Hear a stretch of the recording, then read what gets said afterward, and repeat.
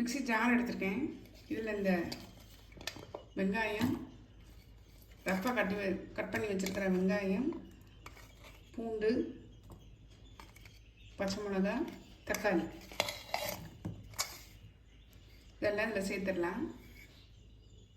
இது கூடயும் இந்த சாம்பார் பவுடரையும் சேர்த்துட்றேன். இங்கே சாம்பார் பவுடர் இல்லைன்னா 1 டேபிள் ஸ்பூன் அளவு தனி மிளகாய் தூளும் 1.5 டேபிள் ஸ்பூன் அளவு மல்லித்தூளும் சேர்த்துக்கலாம். இது கூட கொஞ்சம் பெருங்காயம் சேர்த்துக்கலாம். தண்ணி விடாமல் மசாலாவை அரைச்சிட்டு வந்துட்டேன். இப்போ நம்ம குக்கர் வச்சு ஒரு ஆயில் வந்து ஒரு 2 ஸ்பூன் அளவு விட்டுருக்கேன். ஆயில் சூடாகிடுச்சு பாருங்கள். இந்த பட்டை, லவங்கம், ஏலக்காய், ஸ்டார் அனீஸ் எல்லாத்தையும் வந்து நல்லா பொரிய விட்டுடலாம்.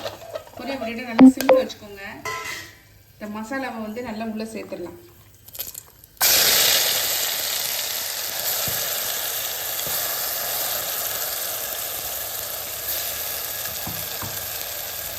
நல்லா சேர்த்துட்டு நல்லா கிளறி விட்டுடலாம்.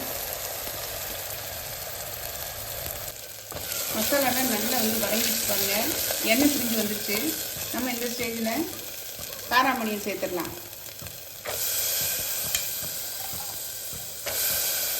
அதே மாதிரி அரிசியும் நம்ம இதில் வந்து சேர்த்துடலாம்.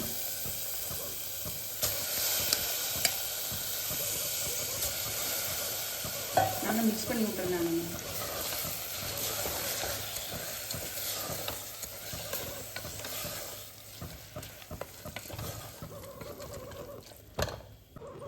நான் இந்த டம்ளருக்கு 1.5 டம்ளர் ரைஸும் 3/4 டம்ளர் வந்து காராமணியும் எடுத்துருந்தேன். நான் இப்போ ஒரு 5.5 டம்ளர் வந்து தண்ணி விட்டுறேன்.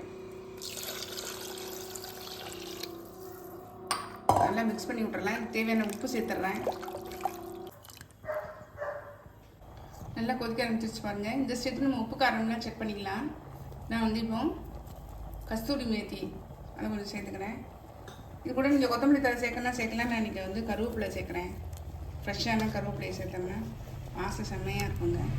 இப்போ நம்ம குக்கரை மூடிடலாம். மூடி வந்து 3 விசில் விட்டு இறக்கிடலாம்.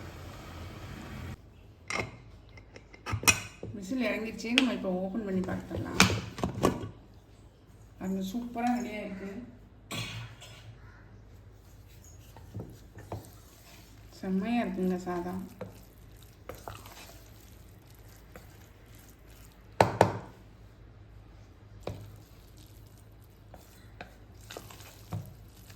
செம்மையாக இருக்குது சாதம். நம்மளுடைய ப்ரோட்டீன் ரிச் காராமணி சாதம் பாருங்கள், செம்மையாக இருக்குங்க. டேஸ்ட்டும் செம்மையாக இருக்குது. கண்டிப்பாக ட்ரை பண்ணி பாருங்கள். ட்ரை பண்ணி பார்த்து கமெண்ட்டில் சொல்லுங்கள். லைக் பண்ணுங்கள், ஷேர் பண்ணுங்கள், சப்ஸ்கிரைப் பண்ணுங்கள். பக்கத்தில் உள்ள பெல் ஐக்கானை கிளிக் பண்ணுங்கள்.